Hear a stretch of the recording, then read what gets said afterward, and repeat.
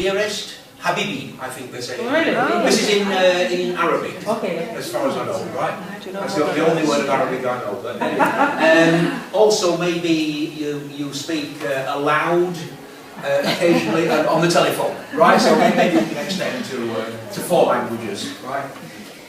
Anyway, looking at the question of languages, and I've got here on my brilliant presentation I want to show you.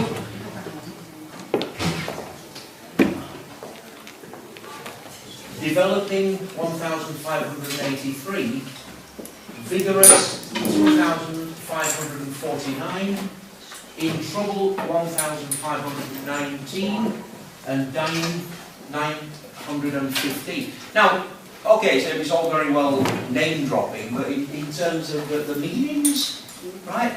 Now, institutional, obviously I think you'll understand the idea there. The language that would be used in education, in work, by the mass media, right? In government, and this is totally established, of course. At a national level, that will be. Now, developing, right? Developing, and I'm quoting now, right? You may think I'm brilliant, but I've got all this written down right in front of me. It's a language in vigorous use, with literature in a standardised form being used by some, though not yet widespread or sustainable. Right? So it's not actually, you know, a language which is going to be spoken much, right? The definition of in trouble, right? And here they refer to a threatened language, or a language in trouble, when the childbearing generation can use the language among themselves, but it's not being transmitted to the children. Right, so those adults who use the language, right, they can still have children, right? So, but the thing is that the children are not actually making much use of the language, right? Maybe, you know, for reasons of some kind of stigma, it's considered a bit low to use the language, whatever, right? But I certainly see this now in Mauritius when we visit Mauritius, my wife and I. And now more and more people in the shops, in sort of civil service officers, they tend to be using French or English, well English definitely, but French as well. Much more than the lingua franca, the language which unites them all, right?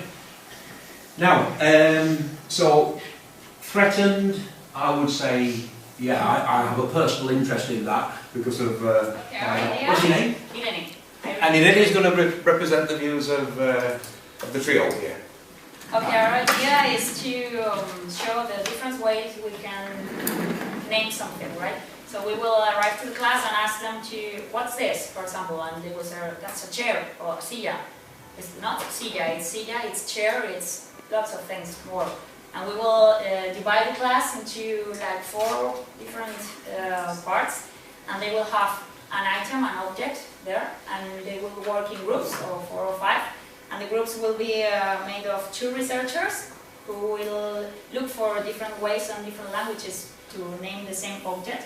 Right. 2 artists will design and copy the flags of the different countries they are working with, and 1 locator who will locate for that exactly country they are talking about in a map they will have on each part, and then they will just stick different ways of naming the same objects on it, and they will see the different ways of opens their mind. Great, right. Do you have any experience of this?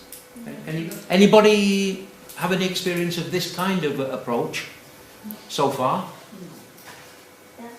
You do, yeah? We did something, well, similar, because we have got a communities with 4 different countries, and we have got students from Romania, from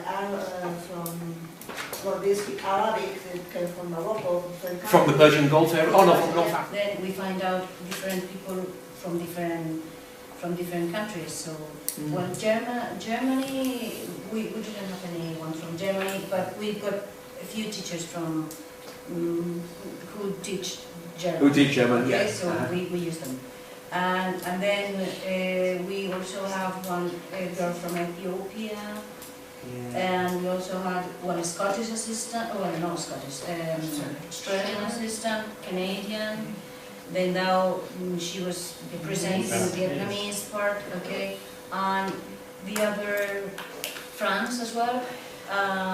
Right, we missed the gypsies, okay, because we wanted to interview the gypsies in the school, but it was the end of the term, so we couldn't do that. But the rest of the countries were presented, so they created PowerPoint with different information in there, and of course they have to give us an idea about how they say or how Christmas is being celebrated in different countries. Language is also important because they present the different ways of saying that, and also a taste or the flavor of countries in the ways of recipes. And the students made some of the recipes that the people told them.